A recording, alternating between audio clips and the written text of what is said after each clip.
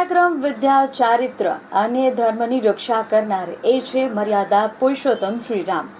શ્રીરામ માત્ર એક પૌરાણિક પાત્ર નથી, પરંતુ ભારતીય સંસ્કૃતિના શિખર છે. તેમણે જીવનમાં વચનબદ્ધતા અને કર્તવ્ય નિષ્ઠાને સર્વોચ્ચ સ્થાન આપ્યું. પિતા દશરથના વચન માટે રાજ્ય અને સુખ છોડી 14 વર્ષનો વનવાસ સ્વીકારવો એ તેમની અનોખી આદર્શતા છે.